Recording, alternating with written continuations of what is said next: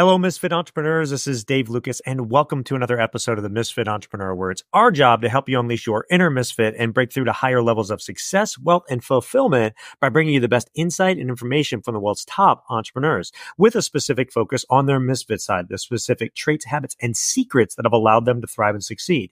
As a reminder, if you are new to watching us on our YouTube channel, hit the subscribe button below. Give this video a like and comment as well. We do our best to respond to all comments as timely as possible. This week's Misfit Entrepreneur is Britt Lefkoe. Britt is a business and leadership development coach who specializes in coaching entrepreneurs and executives, specifically following in the footsteps of her father, Morty Lefkoe, taking a belief-based neuroscientific approach to business and personal development. She spent over 20 years helping people, especially entrepreneurs, identify blind spots and create unwavering confidence in themselves and in their businesses. She is highly sought after by everyone from the largest Fortune 10 companies like Facebook and Google to companies that go to IPO and high-achieving entrepreneurs and organizations that really understand that mindset is the key to success. So I'm really excited for her to share her unique insights, her methodology, to help you reach your true potential in this episode today. So, Britt, are you ready to unleash your inner misfit? I sure am. Thanks for having me. Well, it is a pleasure to have you on. And as we do with every guest that comes on the show, take 3 to 5 minutes or so. You've got a very unique background and story. Just talk to us. Tell us, how'd you get to where you're at? Yeah. So I grew up in a very interesting family. I grew up in a self-help family before that was really a thing, right? Before personal development had kind of turned into business development, organizational development. And so as a kid, like I remember, I had a conflict with a teacher when I was in kindergarten, and I told my dad about it. And I was like, I don't think my English teacher likes me. And my dad said, what meaning are you giving her behavior?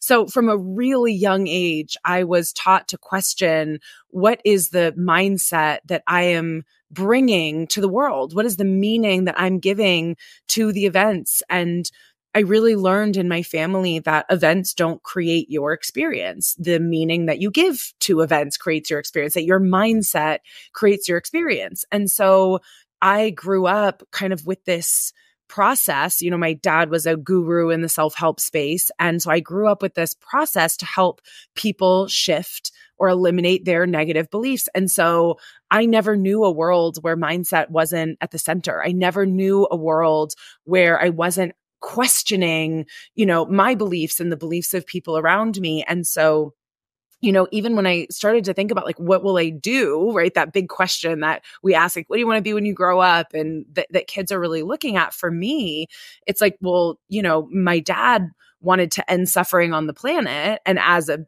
bleeding heart empath, I was like, oh my God, this is it. Like, this is the tool. I want to end suffering on the planet too. And obviously over time, that goal has shifted and morphed to something that really works for me. But my story really was mastering my dad's work first, to make the impact that I knew I could make. And then over time, really developing a lot of my own IP and bringing my own unique insight to kind of sit on top of that foundation. Oh, that's awesome. And, now obviously you've done it throughout the world. You've done it with some of the largest corporations in the world. I want to dig into a lot of what you learned through that and your own experience and too, but maybe first let's start off. You talk a lot about unlearning to reach success. Explain that. Yeah. So if you want to learn something new, that takes practice, right? You think of 10,000 hours here. If you want to learn something new, you have to develop new neural pathways, which takes a huge amount of repetition. So very often we think that we need to learn new things. One of my favorite quotes is a Derek Sivers quote, which is, if all it took were more information, we'd all be billionaires with six-pack abs, right? When it comes to personal development, I don't actually think it's more information. I don't think that learning new information is the way.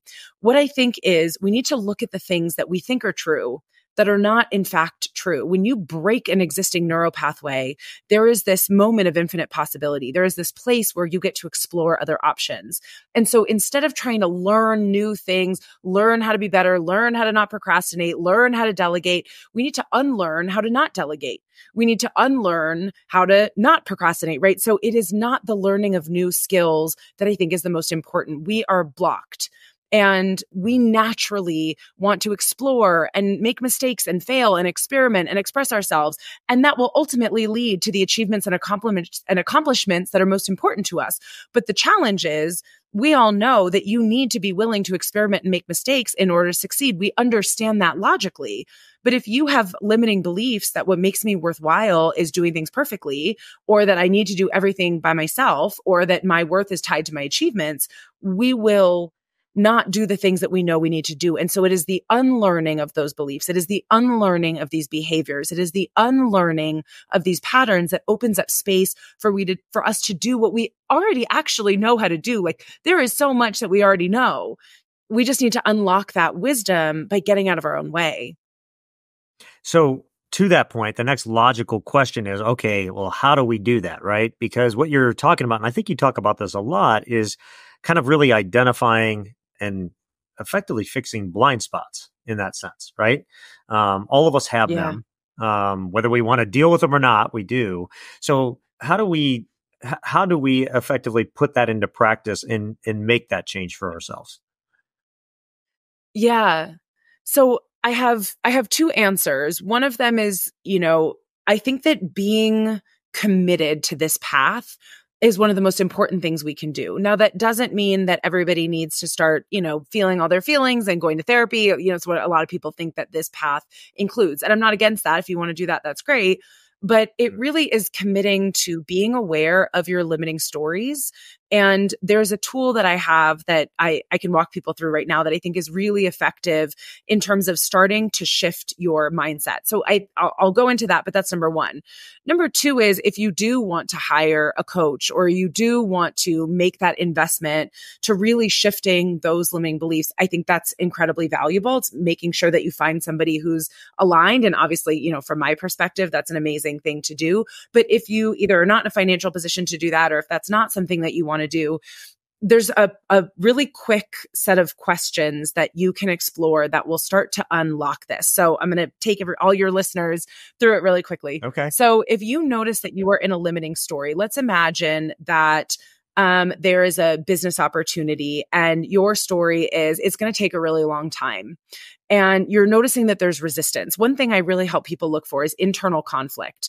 Part of you wants it and part of you doesn't, right? This is the one foot on the gas and one foot on the brake. So in this example, part of you knows this is a great opportunity and feels excited. So part of you really wants it, but part of you feels like it's going to be a lot of work and it's going to take a really long time. And you just don't know if you have the bandwidth. You don't know that this is the road you want to go down. You are now in internal conflict. So when you're in internal conflict, you're aware that there's the positive side, and then the negative side will always include a limiting story. In this case, the limiting story is, it's going to be hard. It's going to take a lot of work and it's going to take a long time. If you knew that the opposite were true, if you knew that it was actually going to be really easy and it was going to happen really quickly, if you move into the expansive story, there's 3 questions that you can ask to unlock your creative brain, right? Our highest levels of thinking are in our prefrontal cortex. When we are feeling stressed or overwhelmed or in resistance, the blood from our prefrontal cortex will drain into our amygdala, and we will lose access to the part of our brain that we need to do our most complex problem solving, right? So the time you really need the prefrontal cortex is often the time you lose it. So part of how we re-engage is we ask this question: if the opposite were true, if I knew, in fact, that this was not going to take a lot of work at all, that there was going to be either a shortcut or there was going to be an easy way, if I knew it wasn't going to take a lot of bandwidth, where would I begin?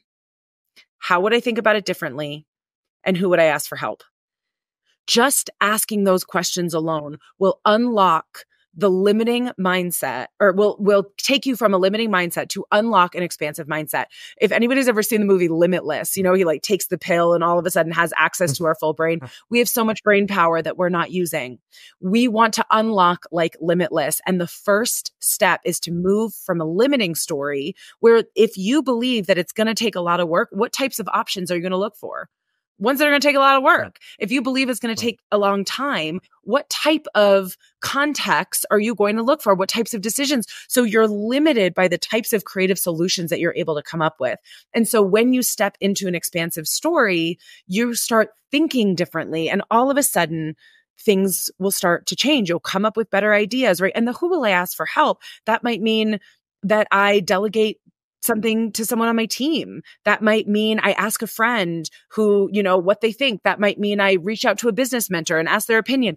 But it's really just starting to open and expand the way that we think about things to really unlock that complex problem solving and creative potential. So when you ask that question, it's a long answer. When you ask that question for the how, I think part of it is being committed to identifying your limiting stories, moving into an expansive story, and then start to ask really high level questions that will help you to move into that higher level mindset.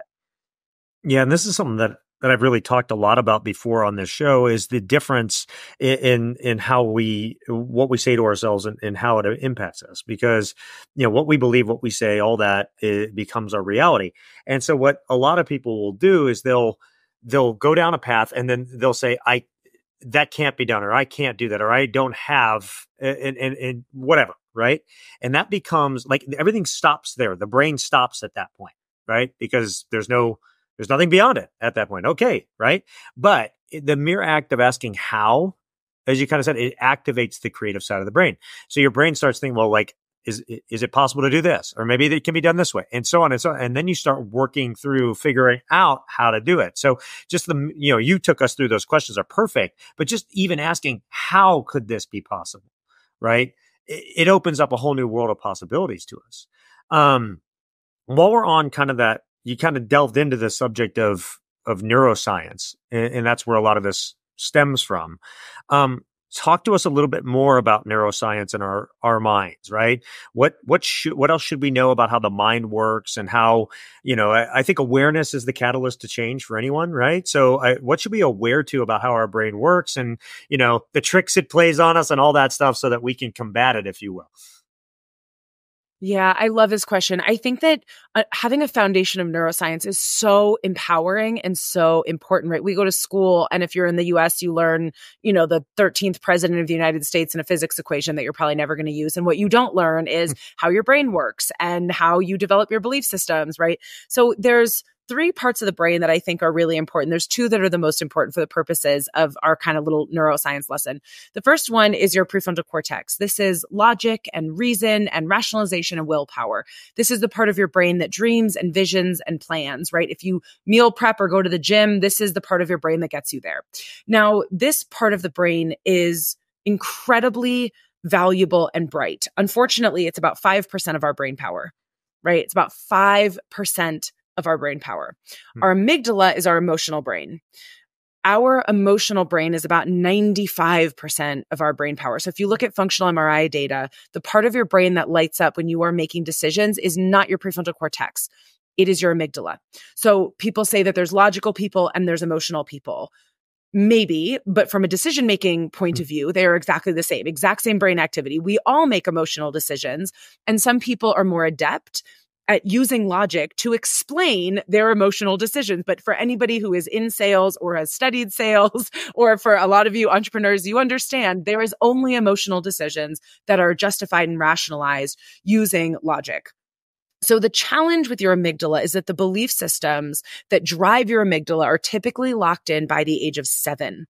That is a huge deal. If you've ever felt like there is a 7-year-old driving your car, it is because there is, right? So the belief systems about what's possible, about how things work, about who you are, your worth, your value, the possibilities that are on the table for you, those belief systems are typically locked in by the age of 7. And so what happens is, as an adult, we're trying to make decisions. Should I delegate this or not? And if your brain, right, is being driven in those moments by your amygdala, and you have a belief that you have to do things by yourself, or what makes you worthwhile is being independent, or that people are unreliable, you are not going to make the decision that's best for your business. You are going to make the decision that makes sense to an incredibly underdeveloped brain. And so what happens is we think we're doing what's best for the business, but what we don't realize is we're typically hustling for our worth, right? We're trying to make a decision that makes us feel better in our amygdala. It makes us feel better, which is not what's best for our business. And I want to give you an example, because I think this is it's such a common example for entrepreneurs. If you get your worth and value from working hard, what do you require?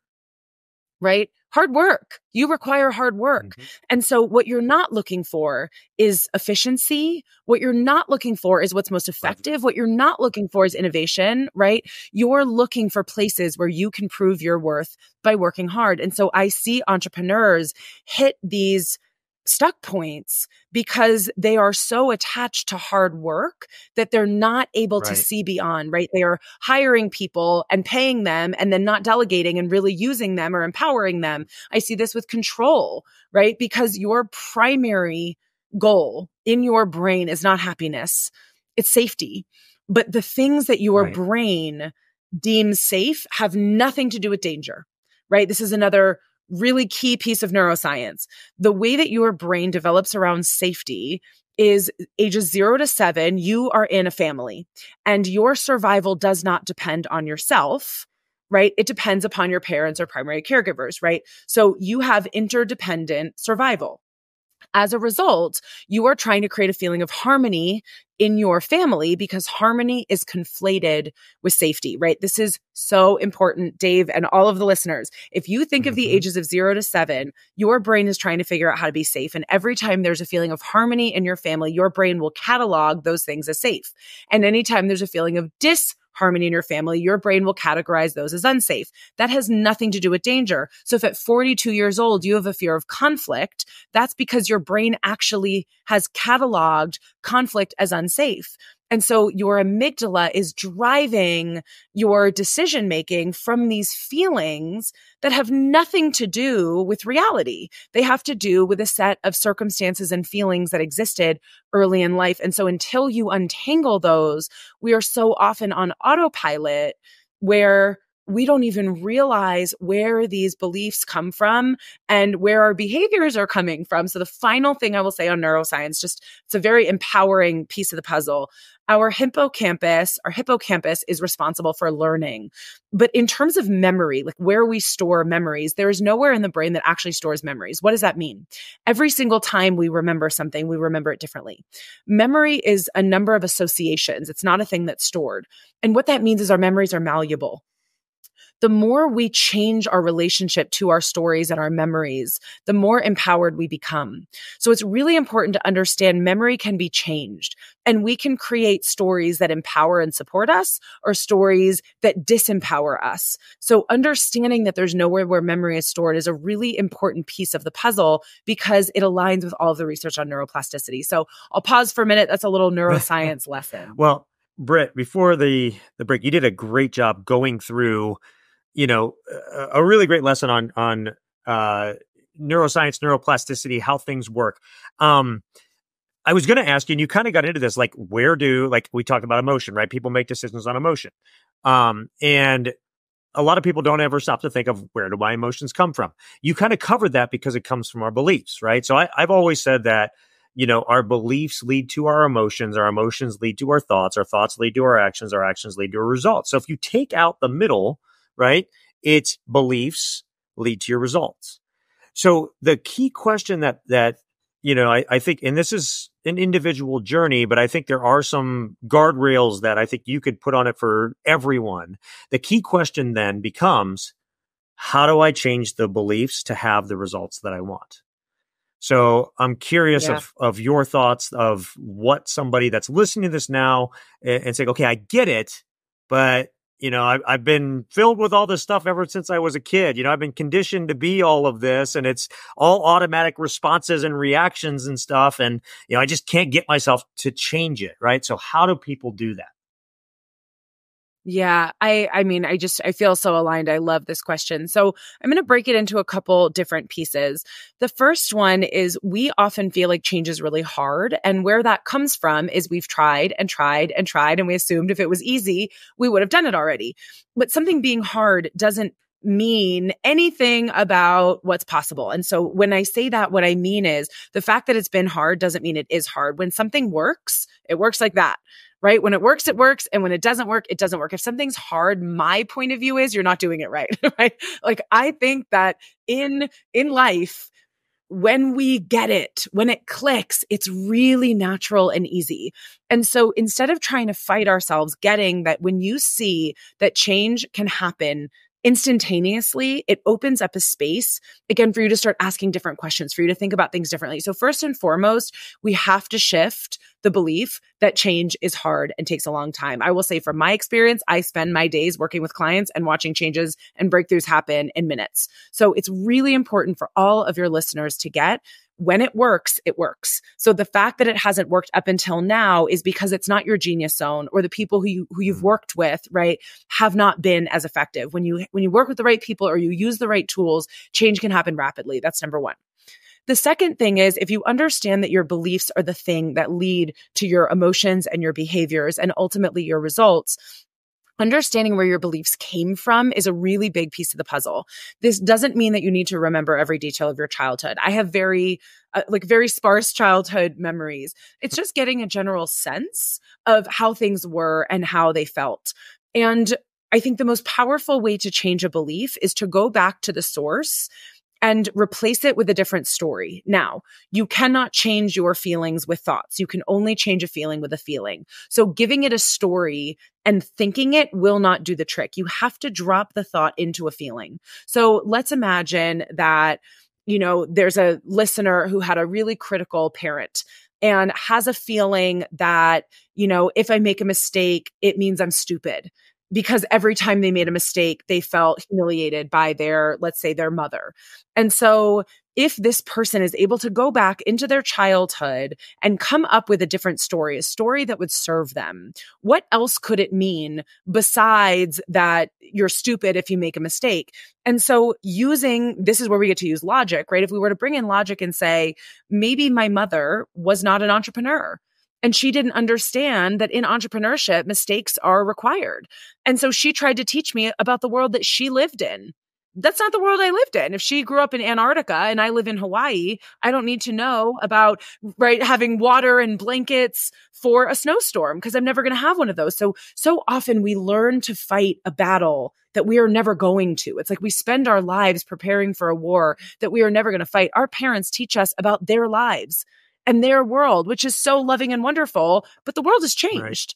So they might have grown up in an environment where you had to do things a certain way, or where parenting existed in a certain way, but things have changed. And if as a kid you had access, right? Like with my clients, I play, like if they had an Auntie Britt, right? And instead of going to their school, they went to the Auntie Britt School for Young Entrepreneurs.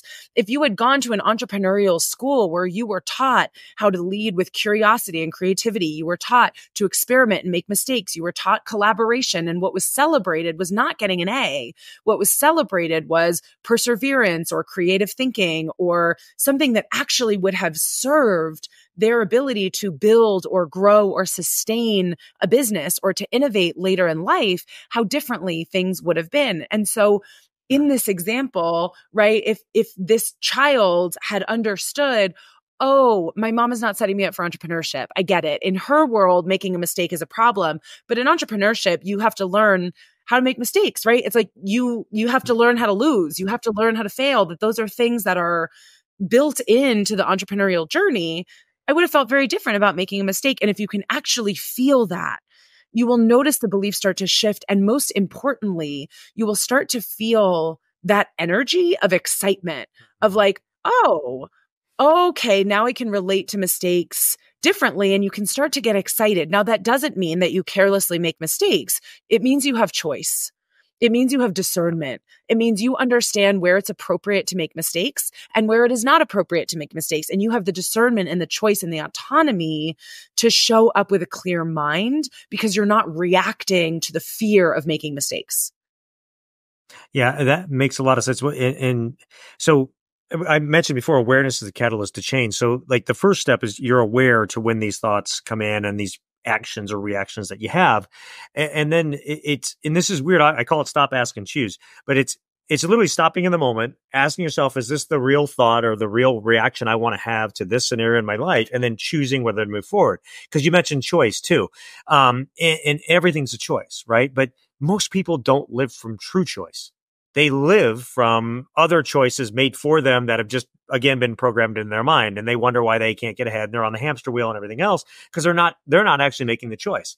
I know that sounds crazy, but that's some of the, that's how powerful and dumb our subconscious is at the same time. I always say it's the most powerful part of our brain, but it's also the dumbest part of our brain because it's like almost animal instinct in a way, right?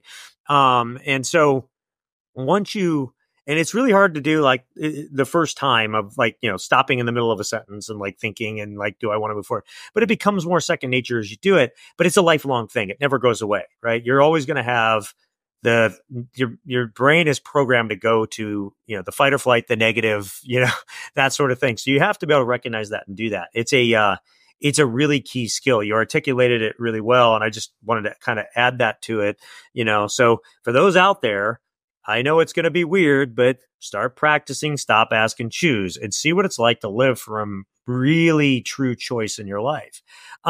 You've covered probably aspects of this, but just to kind of, come full circle, take us through just how you see your methodology, right? So what you have a very specific methodology I think you work with clients on to transform them to their best version.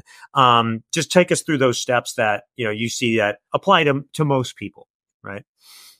Yeah. So one thing I want to say about what you just said is that I want to come back to neuroplasticity for a minute. We are incredibly neuroplastic. And so when you go through this exercise, whether it's a stop, ask, and choose, or whether it's going back and creating a different story and feeling that story, you can change the neural pathways in your brain so that you don't keep coming back to the same things over and over and over again. When you just change your thoughts, you'll notice the same patterns occurring again and again and again. When you can actually change the feelings, what you'll notice is the feelings will start to go away, especially if you are able to really feel what I would call an alternative interpretation. So I just want to go back to this example really quickly because I think it's really powerful. If you had gone to the Auntie Britt School for Young Entrepreneurs, where again, you learned that mistakes and failures were integral, were pivotal, were critical. And every time you made one, Auntie Britt, the teacher, came over and said, yes, you're trying new things. You're growing. Way to go. I'm so proud of you. I saw that from across the room. And if every time you did things perfectly and did them correctly, Auntie Britt came over and said, are you feeling okay? It looks like you're kind of sticking with what you know. Is something going on? And instead of that being validated, it was questioned. If you can actually visualize this, maybe you do some journaling on it, maybe you meditate on it. But if you can actually imagine having those experiences, remember, there is nowhere in the brain that stores memory. There was a research study where they had 3 groups of people learn to play the piano. One played the piano every day, one imagined playing the piano every day, and one did a combo of the two. And what they showed was significant growth in the muscles in the fingers in the group that just imagined playing the piano, right? There was a significant growth in playing the piano in the fingers of the people who just imagined. Again, I share this because we are so neuroplastic. And so even just the stored memories, even if they're not real, the stored imagination will serve as memories. And so the more that you actually give yourself space to really question, what would it have been like? Right? If when I was a kid, I went to the Auntie Britt School for Young Entrepreneurs, and these are the things I was validated for, and these are the questions I was asked. If you play around with that, the neural pathways in your brain will actually start to change, and it will change your relationship to mistakes and failures. So it doesn't feel like a sludge. It doesn't feel like a grind. And we can choose differently, but it's really hard to choose differently when you're not changing the underlying feelings. Now, feelings don't need to be emotions, right? Again, I'm not talking about sadness or anger. I'm talking about the feeling that it's not okay, the feeling that it's going to be hard, the feeling that it's going to take a long time, the feeling that I'm not competent. So there's a difference between feelings and emotions. I'm not talking about emotions. Right. I'm talking about the feelings. So what you want to change is the feeling. And through these exercises or visualizations, you can actually change the feeling. So part of what all of your listeners can do is practice changing the feeling. When I work one-on-one with clients, I take them through in a way that makes sure it's really permanent, right? That's really thorough. So it'll be a full experience of actually changing the identity to the point where they can say out loud, the opposite of being like, oh my God, I never saw it that way. Like, wow, that really is who I am and how I am, right? So you watch this almost like explosion of truth, of the truth of their identity. Because again, the beliefs we have are false. Just like you said, right? Our subconscious is, incredibly powerful and also incredibly limited, right? Again, those beliefs for the most part are locked in by the age of 7. So we're hopefully, right, a lot smarter at this point. And Don't so be the your goal is to get 7-year-old our self. amygdala. Yeah, right. Our goal is to get the amygdala to catch up. It's just to get the amygdala to catch up. And so what I do with clients is I identify the most limiting beliefs, and then I take them through helping them to see that those beliefs were a perfectly valid interpretation given their environment and the level of development they were at the time. But what I help them do is craft stories that get to the truth of who they are, that really help them to unlock who they are, to see themselves as empowered, to see themselves as creative, to see themselves as courageous, whatever it is that they want to feel. One of the things that I've said many times is the person you want to become is buried inside of you underneath layers of achieving and accomplishing and people pleasing and control. So it is about getting rid of everything that isn't you so that you can emerge. So I will specifically craft stories that help them to connect to their truest, best, most authentic, most empowered, most competent selves. And then through those experiences of connecting, they start to feel that inside of them. It's like they start to gain access to that. And once you gain access to that, now your thinking, right, going back to your feeling controls your thinking will now be consistent with that feeling. As soon as I feel competent, I will start thinking as somebody who's competent. As soon as I feel spacious, right, that I'm not in a rush, that I'm not fighting myself, my thoughts will be in accordance with those feelings. So what I find is I do give a decent amount of business coaching, but it's very nuanced because in general, people start to unlock the part of them that already knows the answers, right? People will start to have those really creative thoughts. They'll start to have those innovative thoughts. They'll start to look at how can I cut the line, right? They'll look at how can I 10x this, right? How can I cut this by 50%? How can I think about these things differently? And so the business coaching is, again, very like, what's your opinion on this? Or how would you handle this?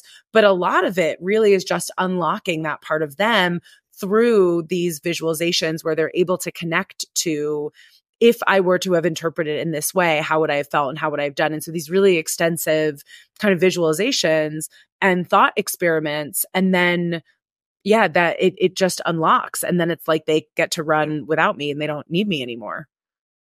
No, that's I said it's an individual journey. And I know that because, even like my journey, it's extremely individual to me of how I've figured this out and managed it in my life.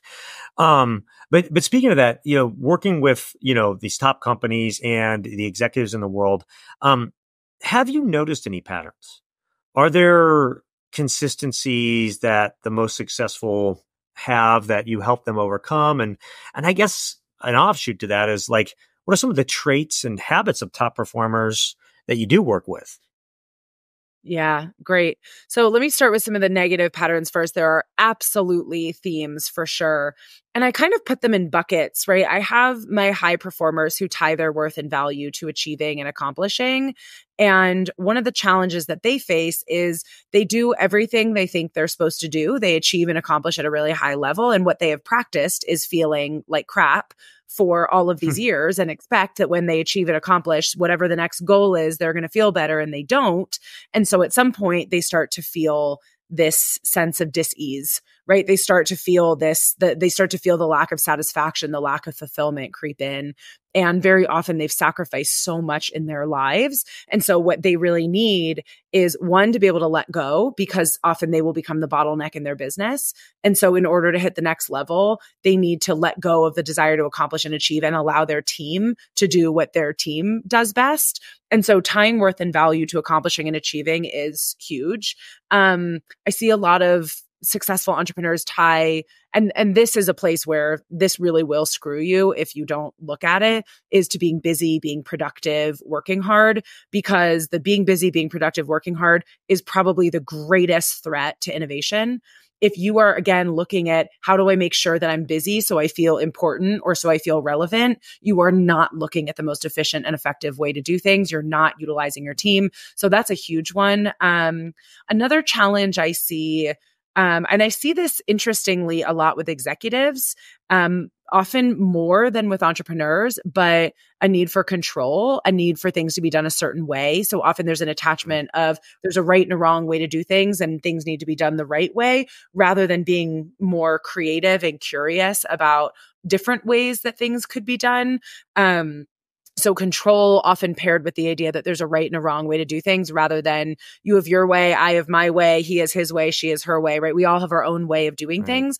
And I think one of the most important things that an entrepreneur can do is really get curious about what your way is, because there's a lot of models out there, right? I mean, there's 50 million different people that you could follow that are successful. But the question is not what works. They all work if you're that type of person, and they don't work if you're not that type of person. I have gotten business advice that is objectively great business advice that I would never take because it's not interesting to me. And what is most important to me is that I do my business my way. And in doing my business my way, I make sure that I feel energized, I feel excited, I feel passionate, I feel in alignment with my values and my genius zone. So I have broken every single rule in business and developed my business, from the ground up my way, but I've loved it because it feels like me. And I think that one of the reasons why, a lot of people have trusted me is they see like I am fully authentic. I say it how it is. I'm incredibly honest, and people see that reflected in my business, that I do it my way.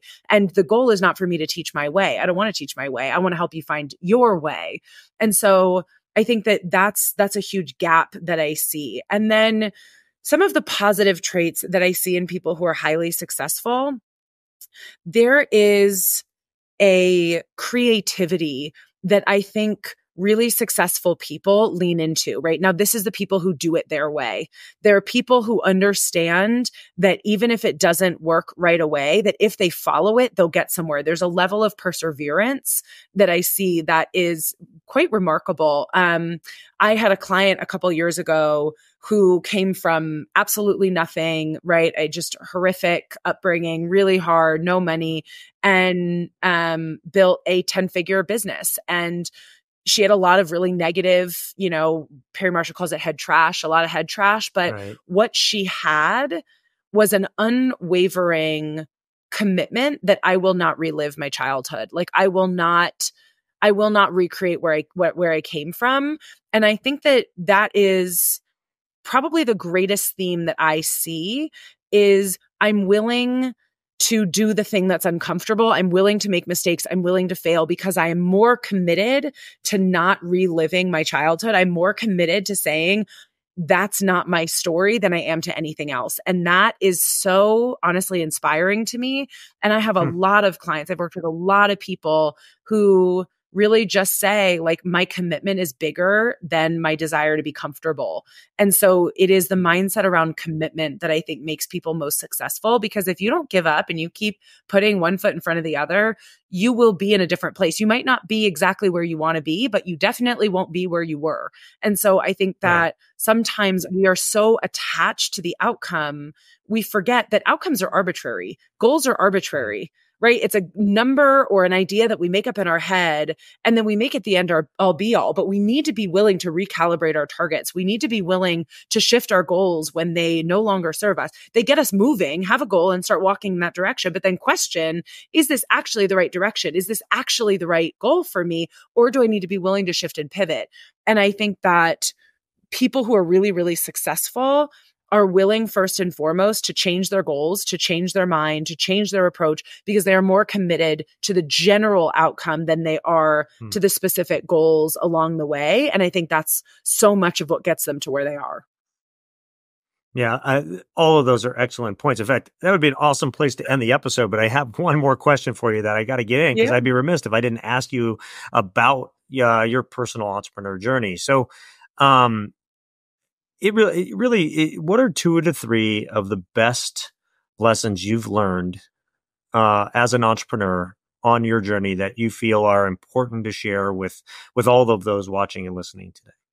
Yeah, I love this question. My entrepreneurial journey has been so impactful in me deciding who I want to become. And I would say the first thing is you don't have to be different than you are to be successful. That is something that I learned. I really didn't know if I would be able to be a really successful entrepreneur. I figured that I would need like all the right team and all the right partners because I didn't know if I had that in me. And what I learned is I don't need to be any different than I am. If I focus on my genius zone and I do what I'm great at, the rest will take care of itself. I don't need to be a great email marketer. I don't need to be, like I don't talk about traffic and funnels because it isn't interesting to me. And like ultimately, yes, businesses need certain things in place, but I really stay in my genius zone. And that has served me so well. So the first one would be you don't have to be different than you are to be successful. Just utilize your strengths, be aware of your weaknesses, and just solve for them. And then I think the second thing I've really learned on my entrepreneurial journey is that my values are, for me, like my North Star. And being values aligned with myself, with my clients, with my partners, with, my strategic partners is a really great way to not make some of the mistakes that I made early on. I trusted some of the wrong people. I got screwed over in the beginning. I wanted to help everyone, and that obviously didn't serve me. And so really learning to have values alignment with people I'm going to work closely with to make sure that one, we're building toward a similar goal, but some of the partnerships I've had have just been incredible. And there's ones I've had for years and years, right? And some of them came from clients, but I have a lot of really amazing strategic partnerships, but we're very values aligned. So we grow together, we take care of one another. And that's been a huge shift from, trusting some of the wrong people early on. No, that's a really, really excellent point too about partnerships and who you trust and all that stuff too. We probably could spend another hour talking about those type of things that have happened in the entrepreneur careers. Okay, it's time for Britt's Misfit 3. These are the 3 things that she wants you to take that you can put in your life, your business, make a difference for yourself starting today. And the way that I always frame this to every guest that comes on the show is I say, hey, look, if you were going to leave this earth tomorrow and you could only leave behind your 3 best pieces of wisdom to the generations that come after you to help them live their best life, what would those 3 things be? So, Britt, what are your Misfit 3? All right. Number 1, life is never the problem. Your mindset is. If you fix that, you're free. Number 2, your adaptive strategies wear capes, right? Like they look like they're helping you, but they're not. Things like control and things like not delegating, like they seem good, but they're not. And so really be discerning if the things that feel helpful are actually helpful. And coming back to values, if you can really find your core values and use that as your compass, it's a really great strategy for overcoming some of those adaptive strategies that you have. And the third one is, so often we want to be in control as a form of making sure we get what we want, but we all know control is a problem. And so I would say if you knew that everything was going to be okay, what would you want instead of control? Like, would you want fun? Would you want aliveness? Would you want alignment? Would you want curiosity? So if you knew that everything was going to be okay, the last thing you would want is control. So choose something better to focus on to replace control and really get curious about how to imbue that into your life. No, those are all great points. I love that last one. If people do want to learn more about you, where should they go? Yeah, you can just go to brittlefkoe.com. It's BritLefkoe. I'm sure it'll be in the show notes, but brittlefkoe.com. If you're interested in potentially becoming a client or in anything, corporate or speaking, feel free to shoot me a note, book a call, and I'd love to chat and get to know you. Excellent. We'll link to all that in the show notes so that people can find you. The best show notes in the business for reasons I will talk about more in a second. But first, for those of you that are new to the Misfit Entrepreneurs, your first episode with us, welcome. It is such an honor to have you with us. Thank you for watching and listening. I would love for you to become a regular subscriber. And please, like I said, leave us comments. Let us know how you enjoy these episodes. And for all of you that are with us week in and week out, I cannot thank you enough for your support of the show. You are what makes us go in over 100 countries every single week. So thank you, thank you, thank you.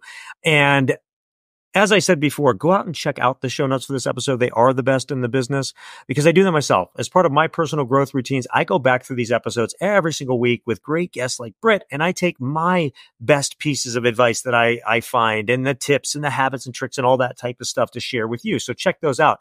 And then, as I said, go out and give this episode a rating and review, like and comment on it. Help share Britt's message, because we all know, and I say this in every episode, one great episode can change someone's life. Maybe something that Britt shared today was that missing link you were looking for to get to the next level in your life. So share this with others. And again, Britt, thank you so much for coming on, sharing all your wisdom and your insight today. Thanks for having me. Really enjoyed it.